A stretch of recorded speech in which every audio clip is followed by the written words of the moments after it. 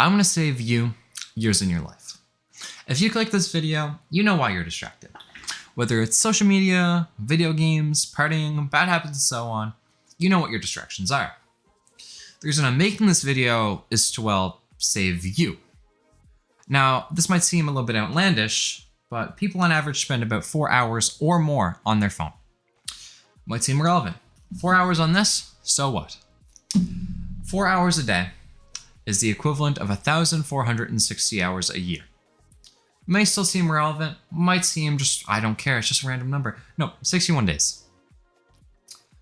A sixth of your year. 61 out of 365 days spent on this. Now, in that time, you could have mastered a skill, built a new skill set. And I know my viewers. I know why you watch me. You're watching me to gain some mindfulness, maybe even a little bit of motivation. And you won't be gaining that if you spend all your time on this. So today I'm going to be talking about how to dismiss your habit of distraction, dismiss your habit of procrastination, and dismiss distraction altogether. Getting rid of it, changing it, whatever it takes to get rid of distraction and get you back on the pace to making your future great. Hey guys, apologize going forward, but I am a tad bit sick. You might hear my voice, but regardless, I want to get this video out for you guys. So in order to get rid of your distractions and define what those distractions are, you first have to set your actual goals. In order to set those goals, you have to define your priorities. Now, that can be prioritizing something you want to get done rather than the other. That could be finding out what you have to get done in order to make yourself happy. But you need to focus on one task at hand. You shouldn't give yourself 5 big tasks to complete in a day because it might feel a little bit intimidating. Rather, set one big goal for the day because you live loads. Now, you can set one big goal for the day, you can set one big goal of a few big things in a day. Regardless, you need to have a priority. If you don't have a set goal in a day, you might find yourself off track because you don't know where you're going. What helps with that is keeping a dedicated workspace. So that's as simple as having your desktop in a different room as your bed, having your phone in a different room as your desktop whenever you're getting work done. So say I'm recording, not the best idea to have my phone right here. I have my phone right here because I'm providing you guys with examples during this recording. But normally, 9 out of 10 times, it's in a separate room to keep me attentive to you guys rather than falling for a distraction. You also should establish a routine. Having a routine can help with distraction because you'll have a mindset of getting something done in that day. You can also set a technology boundary. So having your phone in a different room is a great example, but you can also limit apps. Turn off apps, get rid of social media, regardless. You also need to take breaks. Taking breaks it's a great thing because taking breaks, you can just kind of mentally reset. Also, you could try your best to minimize social interruptions. That could be a message from friends, a message from your girlfriend, whatever. If you have a priority in a day, it's great to have physical relationships with friends, girlfriends, regardless. But having these relationships can slow your progress down on your goals. So having a set time to get a goal done is a great thing. Having a set time to get communication with relationships is another, because you have that set time to communicate, that other set time to get something done, then your brain will be set on that one thing and that one goal. We all have goals, both you and I. We all know what our goals are, and sometimes we don't. Yet, people often suffer from not knowing what they are. Now, you need goals for one prime reason. That prime reason is goals help you establish where you want to go. Now, goals may not seem important, but picture this in driving. If you're driving, you usually go from point A to point B. Not very often do you see yourself going from point A to point wherever and just decide on the way. Sometimes it does happen. But the thing about that is you usually go from point A to point B. If you apply that to goals, it's the same thing, point A to point B. But what gets in the way of that point A to point B is those distractions, like your phone, your friend talking, whatever the distraction is. A distraction is a distraction. You don't want to crash on your way, do you? Well, when you apply it to goals, you don't want to crash on the way.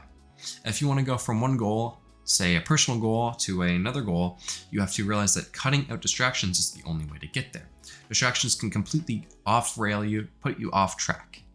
Now, every one of us has the power to do better, whether that's discipline or noticing that dopamine. That dopamine is temporary. It's not long lasting. That discipline that you work on is going to get rid of that temporary feeling, and you're going to realize that discipline is a more long lasting thing. Discipline will help you notice that you're working and improving on yourself. Discipline will help you realize your goals, help you establish those goals.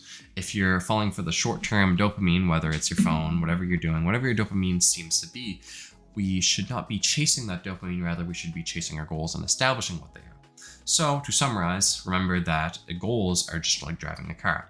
You should have a distinguished path of point A to point B.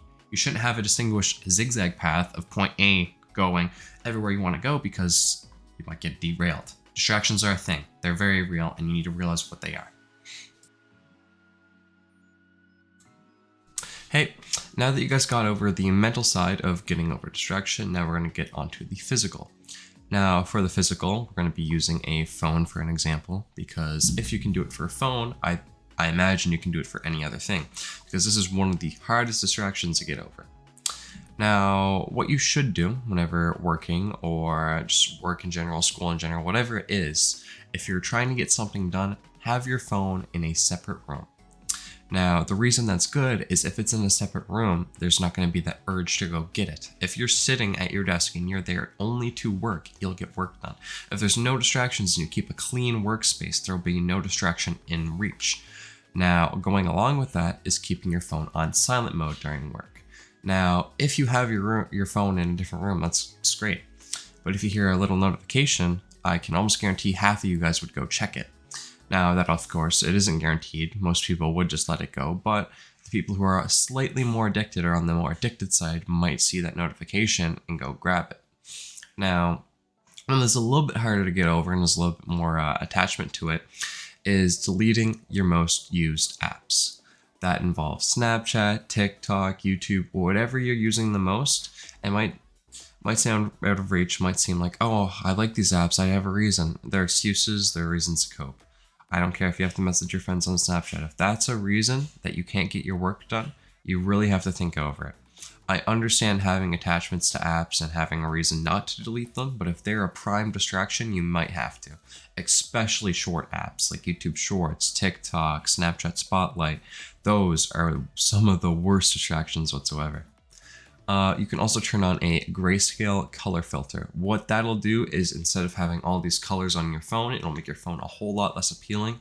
And rather than seeing a colored phone, you'll see everything in black and white. Might not seem like a big thing, but you don't realize that colors often are what get you. Whenever you see everything in black and white, everything just looks the same. Now, you can also turn off your notifications, going with silent mode, except turning them off altogether. So maybe that whenever you have your phone on silent mode, you also won't be getting these notifications, or you can have notifications for a select few.